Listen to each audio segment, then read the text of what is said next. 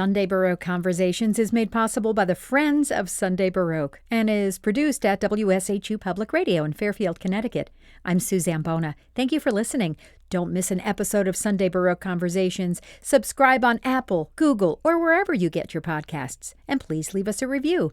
If you want to find out where you can listen to our weekly show, visit our website, sundaybaroque.org, for a station list and our 24/7 stream. Again, that's sundaybaroque.org.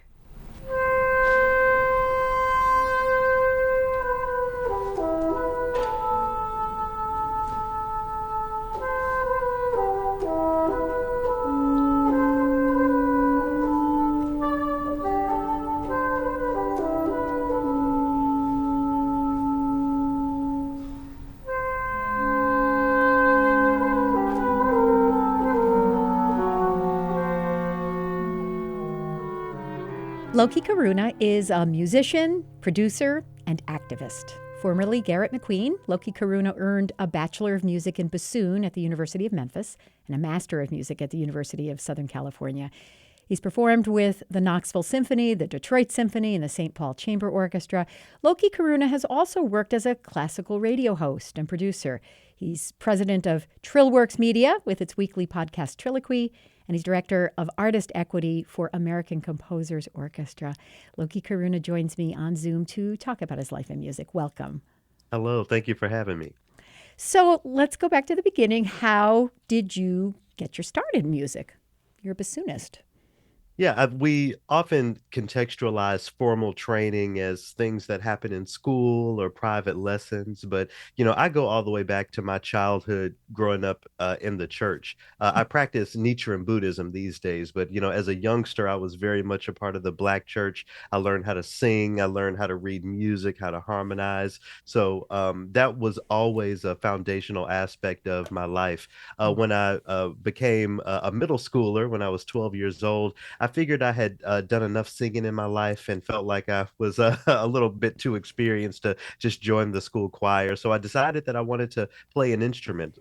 So I walked in the band room with the hopes of playing the flute. And while I did eventually learn to play the flute, instrument that I've loved playing for many years now, I was actually handed a bassoon. I had no idea what this thing was or even what it sounded like. So it's not the most romantic start of the story, but that's how I got started. So I took that bassoon home. I went on the internet and searched bassoon, I think on Napster back in those days. And the two recordings that I always share with people were my first introductions to the bassoon. There was a recording of Imani Winds, their take on the Libertango by Astor Piazzolla, and also the concerto in E minor for bassoon by Vivaldi. So I had two very different takes on what the bassoon sounds like, and those two pieces have stuck with me forever. Every recital I give a performance of that Vivaldi E minor concerto, just as a reminder to myself of where it all began. Wow. And that recording that you heard of that Vivaldi, was it modern bassoon or was it Baroque bassoon, or do you know, was there a particular recording or? Yeah, I wish I could remember. It was probably a period instrument recording. Yeah. I do remember thinking, "Wow, I don't know if I'll ever be good enough to play something like this." So Wow. again, that's why I like to bring it up in my recitals, just to remind myself of how far I've come, I suppose. Yeah. And I'm just impressed. Like, it's a very ambitious thing to do, to take a bassoon home. It's a big instrument. It's an unusual looking instrument. It's got the double reed. It's got sort of a lot of moving parts, literally and figuratively. So that's pretty impressive for, you said, seventh grader or middle school? Yeah, seventh grade. Yeah. Wow. Fell in love and stuck with it throughout high school and college, and a 10-year career as an orchestral bassoonist. Wow.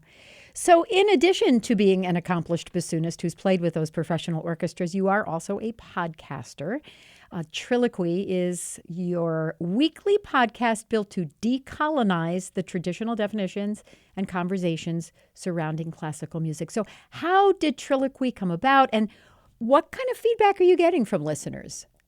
Sure. So I'll start by saying that Trilloquoy was born from uh, going into radio. So after about 10 years of playing the bassoon professionally, I decided that there had to be so much more out there than the composers that I'm playing week after week after week. So in an effort to spread awareness around a broadened view of this thing that we call classical music, I jumped into radio starting out at WUOT down in Knoxville, Tennessee. And, it's really in radio that I really learned the breadth of composers and perspectives that are out there. So as I continued in that work, I wanted to make sure that I was connecting those composers and those stories, those conversations to the sensibilities of people today and the stories of today.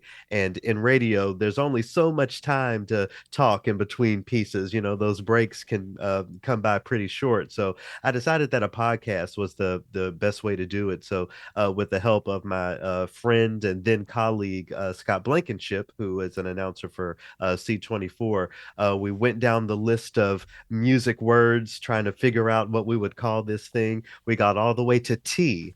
And when I saw the word trill, I instantly thought about what that word has meant to me outside of music. If I say I'm gonna be trill with you, it's like unapologetically honest, true and Mm. real. So we matched that word with this idea of colloquies or conversations, and that's how we came up with Trilloquoy. So I'm currently in the fifth season of the show. The response has been really, really phenomenal over the years. I never thought that a podcast could, not only help me reach listeners across the country and around the world, but be something that helps me pay the bills and keep the lights on. So I'm so grateful to all of the listeners, all of the sponsors of the show, all of the guests who have been on the show over the course of its tenure. It's really been a phenomenal journey, and I'm looking forward to continuing that journey well into the future. Awesome. And since June 2022, you've also been the Director of Artist Equity for the American Composers Orchestra. So, what does that job entail, and how is that going? Yeah, absolutely. So, the CEO, president and CEO of the American Composers Orchestra is Melissa Nahn, another flutist. A lot of flutists around here.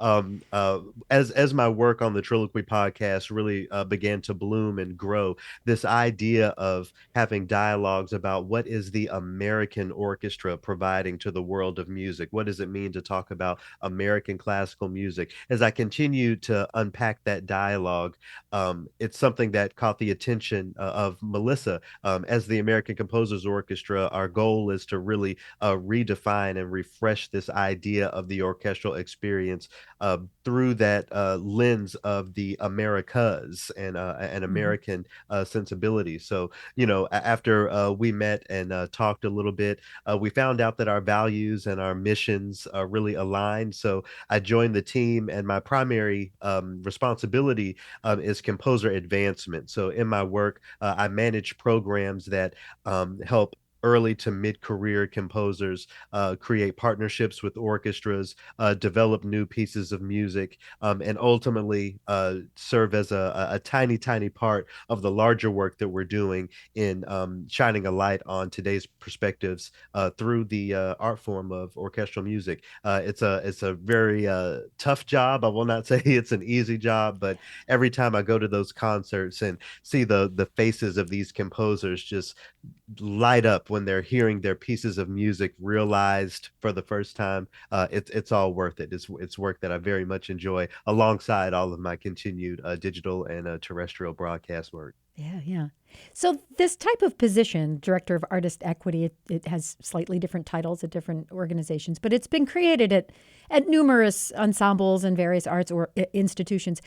And it's one of various actions that's intended to address like a diversity and equity, inclusion, access in the arts. And of course, it is an ongoing process. Do you think, are you perceiving that there is progress being made? And what else do you think needs to happen to advance those values in the American arts scene? Yeah, I definitely think there is progress being made. I think the challenge is not taking the progress that's been made and considering it a job well done or work done. If we Hmm. go all the way back to the early 20th century and think about folks like Margaret Bonds and William Grant Still, Florence Price, they really paved the way, and stood on the shoulders of composers that even came before them. But they paved the way for so many of these dialogues.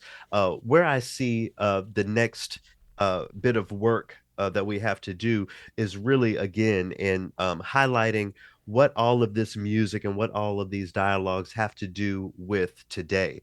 In joining the team at ACO, I actually changed the job title when I came on board. It was previously known as the Director of Composer Advancement. Well, I wanted to put equity into that because as I'm identifying composers, I'm always very mindful of diversity, not only of gender and race, but of thought and of approach. There are so many composers who are writing music that's outside of the traditional means of staff paper and notation. So, there are so many equitable measures that I think about when it comes to highlighting living composers and moving the genre forward. That I think there's always more work to be done. Are we making progress? Absolutely. Do we have a very, very long way to continue to go? Absolutely. Yeah, yeah. So one of your many projects is the Gateways Music Festival, hosting the broadcast of that. Would you talk a little bit about Gateways? Yeah, absolutely. So, in my journey to figure out, even this was even before I became a radio host, in my journey to figure out who else was thinking about an expanded perspective on orchestral music and classical music, I came upon the Gateways Music Festival and was very happy to perform with the orchestra for a few seasons. So, after years of this Gateways Festival being a thing, all of these recordings were being cultivated, and there was this idea, well, what if we could share these recordings with as broad of an audience as possible? So, already having produced shows like The Sound of 13, I knew that there was an opportunity to really syndicate these programs. So, with the help of the leadership team at the Gateways Music Festival, our friends at WXXI in Rochester, and our friends at WFMT in Chicago, we were able to put together a 13-part series that highlighted not only recordings of the Gateways Music Festival, which for folks who don't know is an all-black orchestra based up in Rochester, New York. So we featured those recordings in addition to recordings of other works by composers or that featured musicians that really showcased the contributions of members of the African diaspora to orchestral music, both historically and today. The response to the show has been much greater than I expected. It Hmm. syndicated much broader than I expected. So much so that we're in talks about a second season of Gateways Radio to be released next year. So it's really Hey, exciting. great. Congratulations. That's wonderful. One of the things I admire, one of the many things I admire about you is that you have a real gift for telling important stories in compelling ways. And you find new ways to provide, context and insight to music and musicians and musical institutions. And, of course, you do speaking engagements and training, but you're also, and you alluded to this just a moment ago, you mentioned it, you're the host and producer of The Sound of 13, and that refers to the 13th Amendment to the U.S. Constitution. I'd love for you to talk about The Sound of 13 and how you approach telling these important stories. Yeah, absolutely. So, The Sound of 13 was produced in conjunction with KVNO out of Omaha, Nebraska. And this was shortly after the murder of George Floyd. So, there were institutions everywhere just really thinking about how they could be a part of the dialogue or offer something to the general zeitgeist.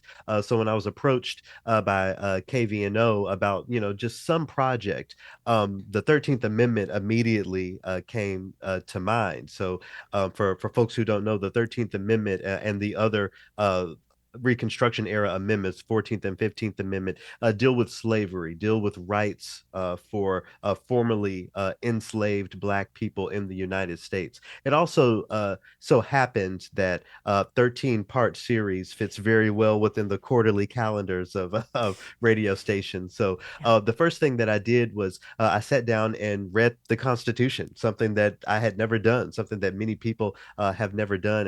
And and after reading that Constitution, reading that document, I identified areas in which I could connect some of my reactions to pieces of music. So, folks who have listened to the show may remember that in the very first episode, there's a piece by Frederick Delius, his Florida Suite. I had always learned, we always share that Frederick Delius moved from England because his parents wanted him to, get a real job instead of being a composer. So he went to Florida where he could do his work, and it's in his visits there where he came up with that piece of music. Well, after taking a closer look, we find that Frederick Delius was actually managing a plantation, an orange plantation in Florida, and this was after the Emancipation Proclamation. So, when I'm Mhm. thinking about these things, I put it all together just to frame the story of, what our history looks like, how that intersects with classical music, and how we can continue the dialogue. It's Mhm. by no means my goal was not to cancel composers or anything like Right. that, but just to give that broader context for listeners so that they understand that the history of slavery, even beyond the Civil War, is very relevant to the conversation of classical music. And we have artifacts like Frederick Delius's Florida Suite that tell that story. So that's just one of the many connections that I made over the course of that series between the Reconstruction era amendments of the Constitution and classical music. It really was a joy to put that together. It actually had 2 seasons as well, and I'm just so glad of for all of the feedback and honestly what I've learned in the process as well. I Mhm. encourage everyone to sit down and read the Constitution. You may see something that you didn't know was there. Yeah. Well, and again, I really appreciate and value the way you frame this and the storyteller that you are in creating this, because I think that people who are curious about classical music, people who love classical music, they appreciate that context. They appreciate that historical placement. And I think, we as classical broadcasters sometimes fall back on some of the cliches or sort of the low hanging fruit, the easy part. And I think it's really great to suss out the deeper story there. And you do a great job of that. I admire. Absolutely. I mean, the world is constantly changing. The Mhm. the world is constantly evolving. And that means the way that we talk about this music has to do the same thing. Absolutely. We can always talk about what pieces of music and how we balance some of the old versus the new. But at the end of the day, I think there's relevant context to anything that we share when it comes to classical music. Hmm. And I consider it my job to be on the cutting edge, on the front end of how that's done. Hmm. So I have a question for you. I'm not quite sure how to phrase it, but how do you think, and it's just your opinion, sort of your off the cuff opinion, but like how do we handle no pun intended, how do we approach composers, musicians with some troubling history or something. Your Delius example is one example, but for example, George Frederick Handel benefited Right. from the slave trade. There are other musicians, composers, particularly when we're talking about the Baroque era, people that may have been involved in some ugly stuff. And how do you have any thoughts about how to contextualize that better? Yeah. The first thing that I think about is the fact that there is far more music out there than we will ever be able to listen to in our lifetimes. Hmm. So, when someone has a question for me about whether or not a certain composer should be included in a playlist or in broadcast, I just like to remind people that there are always other options for any reason. It doesn't necessarily have to be because these composers were involved in some nefarious things, but there's just so much music out there for us to share with our audiences and our communities. Hmm. But when it comes to Handel specifically, I've spent a lot of time really thinking about that issue and talking about his placement in today's ecosystem of classical music. I think he, like many men back then, were products of their time. That certainly does not excuse what he did. But I think if programmers or even concert halls or whoever is presenting music of people by handle, I think there is a responsibility to engage that conversation to some degree. As we're learning more about these historical composers, these ideas aren't as obscure as they used to be. So there are connections that can be made with audience members with the simple acknowledgement of those historical facts.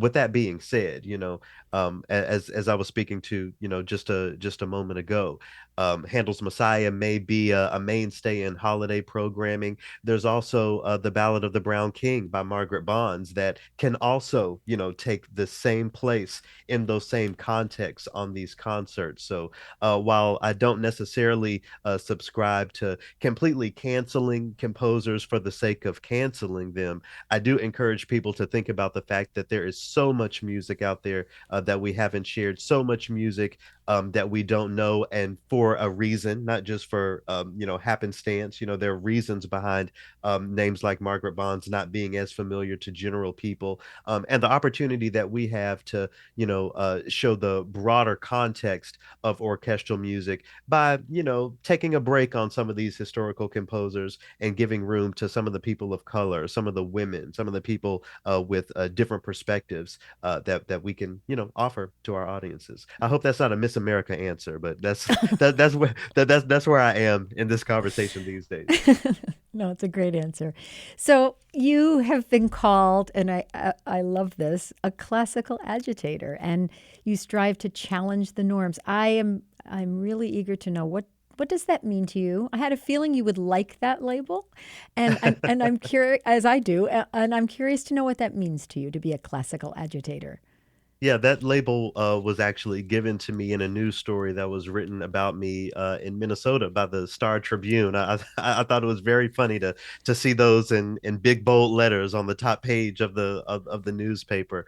I think people see me as someone who just challenges norms broadly. My work in anti-racism extends well beyond classical music, but certainly has a place in my work in classical music. When it comes to really agitating for change, I think what I appreciate most about that label is that I recognize that many of these conversations are uncomfortable. Many of these conversations really challenge norms. The norm of classical music being a safe space, or there being nothing wrong with the way that we do things. What I encourage people to think about is why we think about classical music the way we do. If I walk down the street and I use the phrase classical music, many people might instantly think of people like Beethoven or Mozart. Well, when I was teaching, once upon a time, I taught music theory and double winds at the Bahamas Conservatory down in Nassau.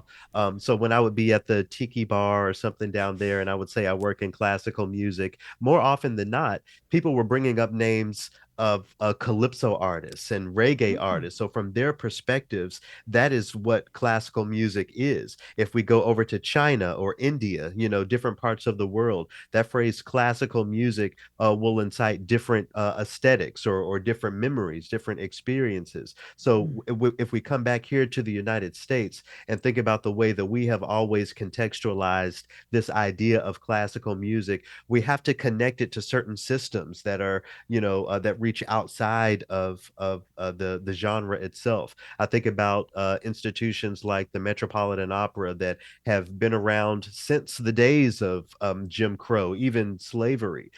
How could there be conversations back in those days about Black composers if the broader world was, subjugating women, subjugating people of color? And then how does the way that we think about programming today at institutions like that relate to that history? So when it comes mm, to agitating for change, I'm really just trying to challenge people to think about how the broader world has impacted our views and our parameters around this idea of classical music, and how we can use our modern sensibilities to expand that. I understand that there are many people who might be challenged by the idea of jazz or even hip hop being American classical music. But I have a lot of practice in drawing those lines and connecting those dots. My ultimate goal is for people to really understand classical music as something that is a relative term, not a term that really points to anything specifically. And through that thinking, not only can we expand the genre, but we can expand the communities and the audiences around this music. I think that we have the opportunity to make sure everyone is seen and everyone is heard through what we call classical music. We just have a few more difficult conversations to have before we really Yeah. get there, but I'm certainly hopeful. Yeah, yeah. So, what else are you passionate about right now? And that could be musical or otherwise. So yeah, I'm very much passionate about, continuing my work as a digital and a terrestrial producer and radio host. Finding Nietzsche and Buddhism has really changed my life. I've been chanting Nam Myoho Renge Kyo for a little over 3 years now, and it's helped me make connections not only in among people who are centered on that faith, but musicians who happen to chant. I had the opportunity to interview Wayne Shorter, the late Wayne Shorter, Wow. who practiced Nietzsche and Buddhism.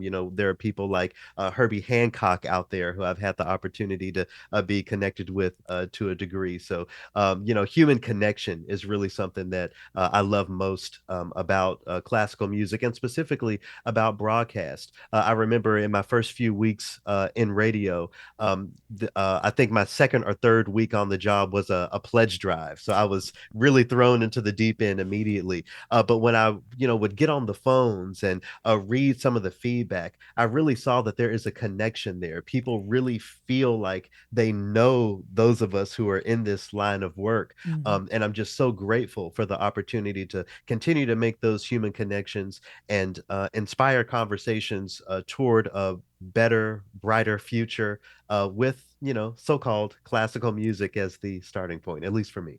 Yeah, yeah. Well, I have been speaking with musician, producer, podcaster, and activist Loki Karuna about his passion for diversity, disruption, and discovery in the world of classical music. Thank you so much. I'm so happy to finally have a chance to speak with you. Absolutely. Thank you again for having me.